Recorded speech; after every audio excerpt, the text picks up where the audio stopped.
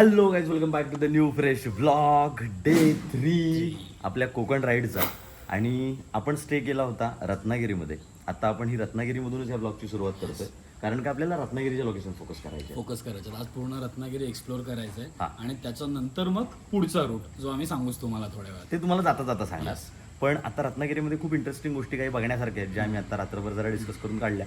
तर त्या आता गोष्टींवरती फोकस करूया आणि तिथे जाऊन तुम्हाला हळूहळू कळतीलच गोष्टी. पाऊस छान पडलाय इथे, आजूबाजूचा परिसर पण खूप सुंदर आहे. सकाळी थोडं घाबरवलं होतं पावसाने, पण आता एकदम म्हणजे उजेडच आहे, त्याच्यामुळे बिना रेनकोट घालता एकदम सुटसुटीत जाऊ शकतो. हा, आणि आजचा दिवस म्हणजे आमचा नेहमीप्रमाणेचाच होता की आम्ही रोज प्लॅन करतोय 7-8 वाजता उठून निघायचा, पण 11 वाजतायत. हमसे नहीं हो पा रहा है. हमसे नहीं हो पा रहा है. नहीं हो पा रहा है. और क्या है, रात्र भर गप्पा गोष्टी हो रहे हैं. गोष्टी मतलब हम सोने का है और एडिट भी नहीं हो पा रहा है. एडिट भी नहीं हो पा रहा है. वाईफाई नहीं मिल रहा है. कष्टच आहे तो आमचे. काय चाललंय, अनप्लॅन्ड, अनस्क्रिप्टेड, अनफिल्टर्ड असं चाललंय. पण काय नाही, निघूया आता इथून आणि बाकी सगळं तुम्हाला गोष्टी जाता जाता कळतीलच. फायनली आम्ही पोहोचलोय थिबा पॅलेसला. ऍक्च्युली इथली ही ओळख म्हणजे काय की थिबा नावाचा म्यानमारचा राजा होता आणि ब्रिटिशकालीन. तर त्याला ब्रिटिशांनी इथे हाऊस अरेस्ट केलं होतं, नजर कैदेत ठेवलं होतं. आणि तेव्हा त्याची डिमांड होती की माझ्यासाठी एक पॅलेस बनवा इथे. त्याला नजर कैदेत ठेवलं होतं एका वेगळ्या अपार्टमेंटमध्ये, एका वेगळ्या हाऊसमध्ये. पण त्या हाऊसमध्ये जेव्हा त्याची फॅमिली वाढली तर त्याला ती जागा कंजेस्टेड वाटायला लागली. तर त्यांनी डिमांड केली ब्रिटिश गव्हर्नमेंटकडे की मला पॅलेस हवाय माझ्या फॅमिलीच्या कम्फर्ट झोनसाठी. तेव्हा हा थिबा पॅलेस बांधला गेला, कारण का तो रॉयल फॅमिलीतनंच बिलॉंग करत होता. सो त्याच्यासाठी जे पॅलेस बांधलं ते मी तुम्हाला आता दाखवतो. हे बघा, हे आहे ते थिबा पॅलेस, जे रत्नागिरीमध्ये आहे, खुद्द रत्नागिरी सिटीमध्ये आहे. आणि याच्या समोरच नाही बघा, खूप सुंदर एक शो होतो, पण तो इव्हनिंगला होतो. पण इव्हनिंगपर्यंत आपण बघू थांबू शकत नाही, बिकॉज आपलं प्लॅन वेगळे आहेत थोडे. एक असं वाटतं बघ ना, प्रोजेक्टर आणि साऊंड एवढ्या भारी आहेत ना, असं वाटतं ना काहीतरी हॅपनिंग होत असेल. 100% मधून काहीतरी असं कोण डोकावतं. आणि P3 P1 हे जे दिले मला वाटतं प्रोजेक्टरच आहेत. हे बघा, मोठे वरती दिसत आहेत तुम्हाला, ते प्रोजेक्टर आहेत आणि खूप सुंदर शो होत असेल असं मला वाटतं इथे. कारण का ही जी साऊंड सिस्टम दिलं ना त्यांनी की 360 द्यायचा प्रयत्न केलाय. सिटिंग अरेंजमेंट पण अशी. हो. सो हे बघा ना, मस्त आहे. जांभ्या दगडातलं बाहेरचं बांधकाम दिसतंय, कारण का प्रामुख्याने इकडे कोकणात एक रत्नागिरीपासून मोठा जांबा फेमस आहे. तो जांबा आपल्याकडे कातळ खूप कमी आहे, पण जांबा हा खूप आढळतो. जरासं पण हल्लेलं नाहीये बांधकाम पण. हो, ते आहेच रे. आणि पुरातत्व विभागाकडे आहे. फक्त काय, पुरातत्व विभागाचं एक सोलं खटकतं काय की रायगडला पण ते आपण बघतो ना की पुरातत्व विभाग ते मेंटेन ठेवायचा प्रयत्न करतो, पण ते जसंच्या तसं ठेवायचा प्रयत्न करतो. त्याला थोडंसं जरासं काहीतरी चालू अवस्थेत राहिलं पाहिजे, त्या गोष्टी त्याच्यावरती थोडं लक्ष दिलं पाहिजे. बट हे बघा ना, आहे सुंदर खूप. त्याची एंट्रन्स तुम्हाला आता दाखवतो इथून. हे असं काहीतरी गेल्यावरती दिसतं आतून. मी इमॅजिन काय तू करत होतो की हे तेव्हा काय असेल भेंडी, म्हणजे जेव्हा चालू असेल ना, रिचनेस. हे बघा ना. आणि हे बघ, मला हे वाक्य खूप आवडलं. आपले पाय या राजवाड्याला लागू द्या, चप्पल किंवा बूट मात्र इथेच असू द्या. काय सुंदर वाक्य. इसमें भी क्रिएटिव्हिटी आहे. हे बघ, साप्ताहिक सुट्टी आहे सोमवारी म्हणून बंद आहे. या मंडे क्लोज. अरे यार, नाही तो वेळ सकाळी आपल्याला ॲक्च्युली वेळ बरोबर मिळाली असती की 10 ते 5:30 पर्यंत टायमिंग असतं, पण आहे सोमवार आणि आजच सोमवार आहे. त्याच्यामुळे हे बघा ना, आपण आता बाहेरून तरी बऱ्यापैकी बघूया. ही अशी काहीतरी लॉबी दिसते. हे बघा, आणि असंच सेम स्ट्रक्चर इथून सुद्धा आहे. हे आतून खूप सुंदर असणार आहे, कारण का हे तेव्हाचं आणि रॉयल फॅमिलीचे खूप सारे पॅलेस अजूनही खूप चांगल्या मेंटेन परिस्थितीत आहेत. तेव्हाचे सगळे पॅलेस चांगल्या मेंटेन अवस्थेत अजून ठेवलेले आहेत. खिडक्या आणि कारण का हे आहे ना, हा पॅलेस याला कुठलं इंडियन टच नसेल, बिकॉज हा ब्रिटिशांनी बांधला होता. तर त्यांनी ब्रिटिश टच दिला याला थोडा, त्याच्यामुळे हा तुम्हाला याच्यामध्ये थोडंसं ब्रिटिश आर्किटेक्चर दिसतं. पेंट केलेलं वाटतंय. हो, हे रिपेंट आहे, त्यांनी केलं आहे बऱ्यापैकी मेंटेन. हा एक स्तंभ आहे इथे. हे कसलं, याचं काय, प्रत्येक स्तंभाचं काय ना काहीतरी लॉजिक तर असतं का काय. टाकी आहे मला वाटतं ती. टाकी. आणि हे बघा ना, हे तुम्हाला दाखवायचं होतं. हा झाड बघा, खूप जुना झाड आहे. त्याचं ते खोड वगैरे खूप हे फिल्मी वाटतंय, जास्त फिल्मी वाटतंय. आणि हा परिसर बघा ना आजूबाजूचा, तेवढाच खूप शांत आहे. हे बघा कसलं सुंदर दिसते बघा हे. लोकमान्य टिळकांच्या स्मारकाजवळ आता जस्ट एकदम खूप जवळ आलो आहे, पण आता नेमका आला पाऊस. आम्हाला पावसामुळे 2 ठिकाणी थांबायला लागलं. रेनकोट न घालण्याची रेनकोट न घालता. मग जिथे भेटतोय तिथे लगेच थांबतोय, कारण का आत्ता आलेला पण खूप जोरात. तर ती आता लोकमान्य टिळकांचं एक स्मारक जे आहे ना, ती जागा आपण तिथे गेल्यावरच त्याच्यावरती डिस्कस करू, कारण का ती जागा आजूबाजूला असेल तर त्या गोष्टीबद्दल एक वेगळा अजून फील होतो आणि ते बोलता येतं. माहिती कळते तिथे गेल्यावर. तिथे गेल्यावर.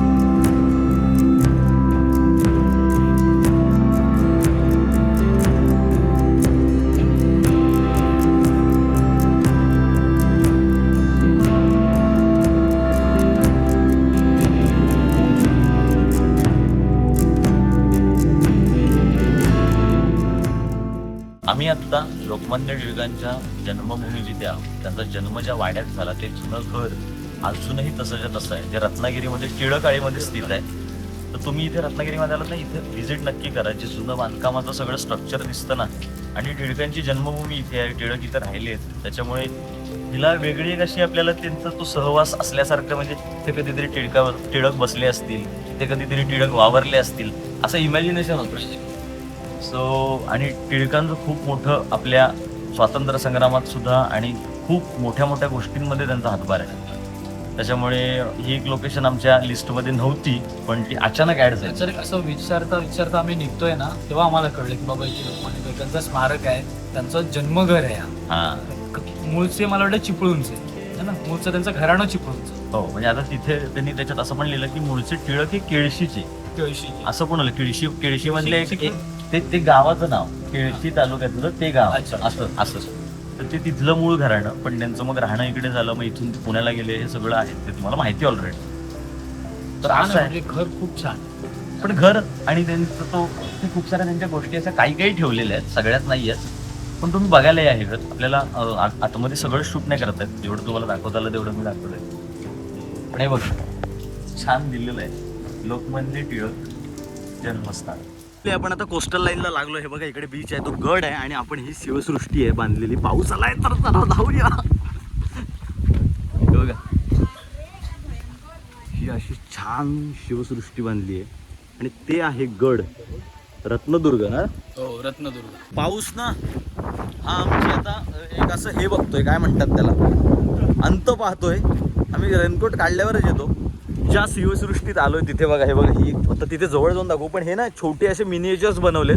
हा कुलाबा किल्ला दाखवलाय, या कुलाबा किल्ल्याचा हा मिनिएचर आहे. आणि इथून आता वरती आम्ही गेल्याच्या नंतर इथं वरती एक मोठी जहाज दाखवलेली आहे. आता ह्या डोर मधून काय आहे ते,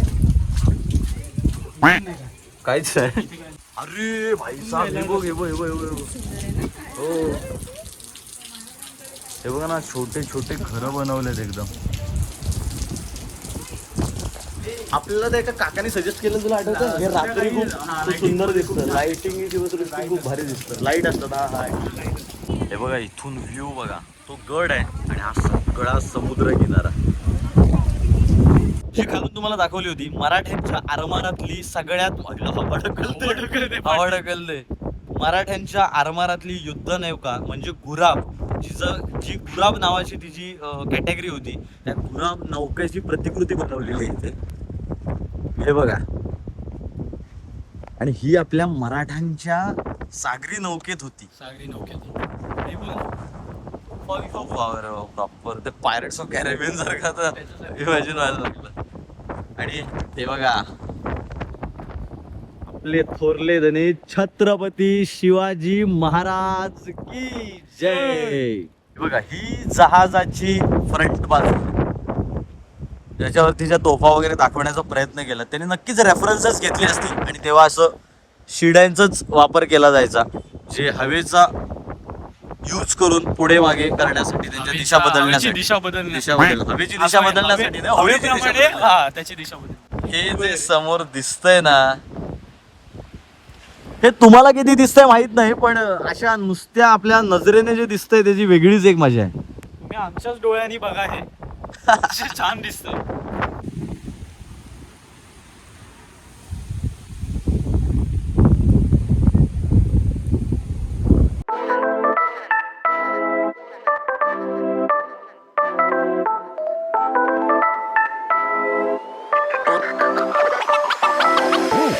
आणि फायनली आपण आरेवारे जे म्हणतात त्या आरेवारेच्या बेल्टवरून चाललोय गणपतीपुळ्याच्या रस्त्याकडे. तर हे बघा ना, आता तिथे सुंदर सगळं आम्ही तो बेल्ट करत आलोय हा बधू. पण आता इथे थांबलोय जरा, इथून हे सुंदर दिसतंय आणि पावसाने पण आमच्यावरती गेली आहे मेहरबानी. त्याच्यामुळे त्याचीच भीती होती, हा. कंटेंट शूट करायचं होतं. बरोबर. पण हाय कंट्रोल मध्ये पाऊस, पूर्ण कंट्रोल मध्ये. तर आता जरा रील कंटेंट काही शूट करायचं ते करूया आणि मग बाकीचं गणपतीपुळ्याचं दर्शन वगैरे करूच.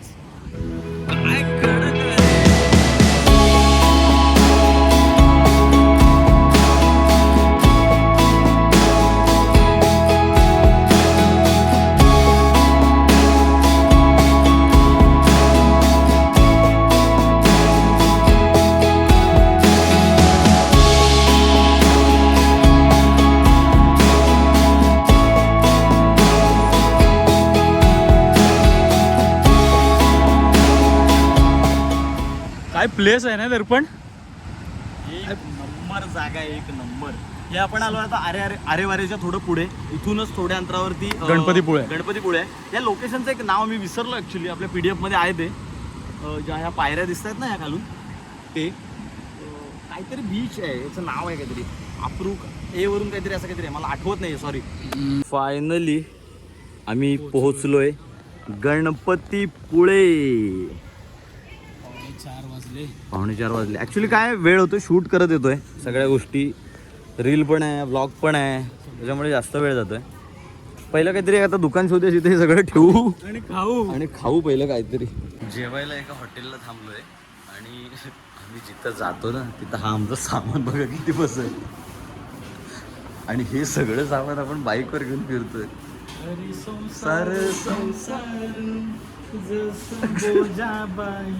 तर अजिबात थांबायची काय आता पद्धत नाही.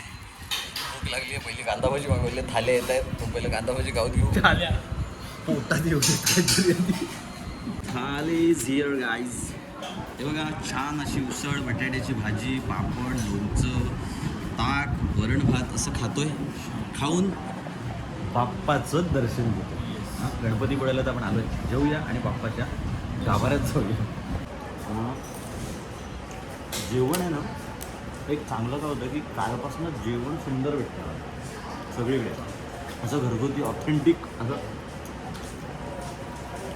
फक्त आमच्या त्या सामानाने आमचं छळ झालेलं आहे, छळ अक्षरशः. सासूला सोबत घेऊन. हो रे. आणि फायनली आता जेवून आलोय गणपती बाप्पाच्या दर्शनाला.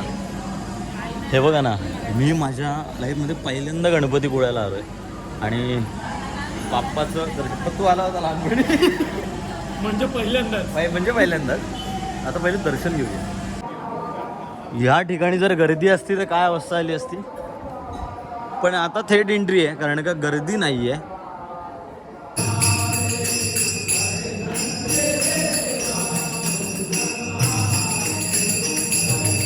आणि फायनली जे आमचं ठिकाण आमच्या PDF मध्ये होतं ते आमच्या समोर आहे. गणपती बाप्पाचं खूप सुंदर दर्शन झालं, गर्दीही नव्हती आणि छान वाटलं, पवित्र वाटलं. सत्यनारायणाची पूजा पण होती. पहिल्यांदा आलोय मी गणपतीपुळ्याला. आणि आता आपल्या देवस्थानांमध्ये ते आता सगळीकडे स्ट्रिक्टली फॉलो केलं जातं आहे की शूट नाही करता येत आहे आत, म्हणून आपण पण नाही करत आहोत. त्याची व्यवस्थित गरिमा खराब नको व्हायला, पावित्रता राखली पाहिजे, तर आपण तेही करत नाही आहोत. आणि बाप्पाला कॅमेरात बघायला मजा नाही आहे, बाप्पाला समोर येऊन बघायला मजा आहे ना, ते आज म्हणजे गणपतीपुळ्याला येऊन ते जरा फील झालं. सो बरं वाटलं, छान पवित्र वाटलं. चला बाप्पाचा आशीर्वाद घेऊन आता आपला पुढचा प्रवास चालू करूया.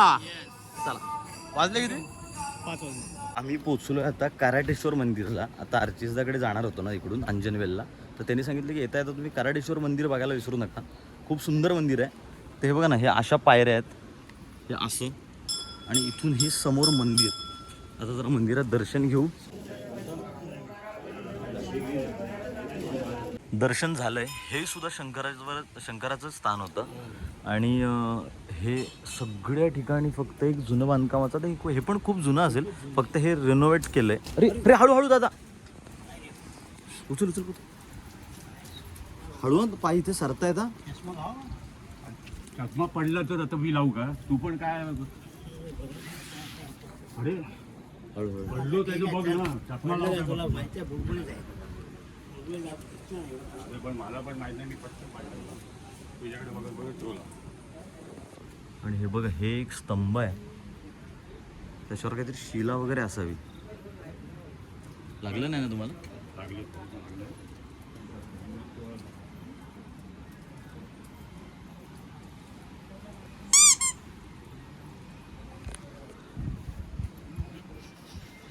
आपण इथंच पडली ती. आपल्या दोघांना पण उचल. नाही, जोरात पडली. 1970च 1970चं बांधकाम आहे, काळा पाषाणच आहे सगळं. आणि हे वरती फक्त सिमेंटचं हे केलं. अरे भाई हळू. आणि इथे खासियत ही आहे की मंदिराच्याच मागे अथांग समुद्र किनारा आहे. हे बघा, समुद्राला लागून आहे. छान दिसतंय. या साईडला शंकराचंच मंदिर आहे ते. सगळी शंकराची. विजिट केले. आता आपण फक्त गणपतीपुळ्याचं मंदिर, फक्त एक गणपती बाप्पाचं मंदिर होतं. बाकी आम्ही जेवढी आत्ता मंदिरं आपण, तुम्ही पण आमच्या कव्हर केली आहेत, ती सगळी मंदिरं शंकराची स्थान आहे. मार्लेश्वर, कर्णेश्वर, सप्तेश्वर, कराडेश्वर हे सगळे शंकराचे स्थान आहेत. मंदिराच्या उजव्या बाजूला एक जायला जागा तर आहे खाली. एकदा खाली जाऊन बघूया. म्हणजे आता तिथून जे वरून काय दिसतंय ना, ते एक्झॅक्ट खाली काय थोडंफार इथून काहीतरी दिसेल. फक्त हळू. हे काय मार्लेश्वर नाही धावायला, समजलं ना.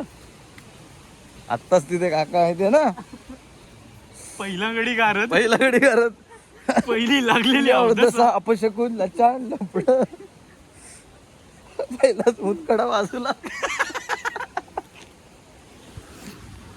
दोघांची भांडणं चाललेली जी सोबत होती त्यांची, ते म्हणतात चष्मा लावा ना. अरे पण काय तो चष्मा, काय माणूस पडला, चष्मा काय लावा. काका दर्पण विचारतोय, काका लागलं नाही ना? लागलंय थोडस. घरी जाऊन बघतो. घरी जाऊन सोळायला लागेल. म्हणजे वाईट नाही पडले ते ऍक्च्युली, पण त्या काकाने फनी सीन केला तिथं, आम्ही नाही. बाजूला हे काय म्हणतात बघ ते, ही चौपाटी पर्यटन स्थळ नाही, हे हिंदूंचे मंदिर आणि मंदिर परिसर आहे, त्यांचे पावित्र्य जपा. हां, ओके, हे इम्पॉर्टंट आहे. प्रोजेक्ट आणून बाई घाण करतात. हो रे, आता बघ ना, ह्यांनी मजा घालवली इथली सगळी. हे बघा ना, कसलं भारी आहे. हो हो हो हो हो, गोमुख. गायमुख गोमुख, हा एकच. सुंदर. हे बघा, छान एकदम. हे आहे इथं गोमुख, आणि हा एकदम समुद्र. हे काय सुंदर दिसतंय रे. पायऱ्या विरे एकदम बघ ना भाई. खरंच. आणि हा पाठी समुद्र किनारा एवढा सुंदर आहे. इथं फक्त त्या प्लॅन्टनी वाट लावला नाही, बाकी सगळे हे प्लॅन्ट आहेत ना, हे सगळे निसर्ग खराब करतात असं वाटतं रे कधी कधी. पत्तू आपली बाईक पण दिसेनाशी होतं रे, सामान लटकवलं. बाई छान दिसते ना, पण असं दोन्हीकडे दोन हेल्मेट. दोन्हीकडे दोन हेल्मेट. बघ ना किती गोंडस ती बोलत असेल. एवढे दिवस मला बाहेर नाही गेले, आज ओकावत. पण आम्ही आता आलो इथे जयगडच्या जेटीवरती. 7:15ची जेटी आहे. आता आपण करतोय क्रॉस, आणि क्रॉस करून आपण चाललोय आर्चिस दादाच्या घरी. आपलं हा पट्टा पूर्ण झालाय. आता आपण कनेक्ट होतोय आता अंजनवेल पासून पुढे, म्हणजे जे अंजनवेल पासून आपला जो रूट आहे पुढचा, जो उद्याच्या दिवसात आपल्याला बॅक टू होम करायचा आहे. So MS06 CW 5845. तर आपण आता इथून जेटी आल्याच्या नंतर लगेच क्रॉस करूया. चला, जेटी पण आलेली आहे, पण सुटायला 10 मिनटं जाणार तिला. त्याच्या टाईममध्ये सुटेल, पण भरून आली. मला एवढी एक्सपेक्ट नव्हती भरून येईल. आता क्रॉस करून आपण लगेच अंजनवेल जाऊ शकतो. जास्त तरी आहे अंतर, पण क्रॉस केल्यावरती आपण जाऊ शकतो. आज आपल्याला काय झालं, आज आपण रील पण शूट करत होतो, आपण कंटेंट शूट करत होतो. कंटेंट शूट करण्यामध्येच खूप वेळ गेला, नाहीतर हे खूप पटापट लोकेशन करत आलो असतो. पण रील तरी पण आम्ही अर्धा कंटेंटच शूट केलं, अर्धं एका ठिकाणी करायचं होतं, पण लाईट जरा अशी डाऊन होती, त्याच्यामुळे करता नाही आलं. तर कदाचित उद्या करू ते आम्ही.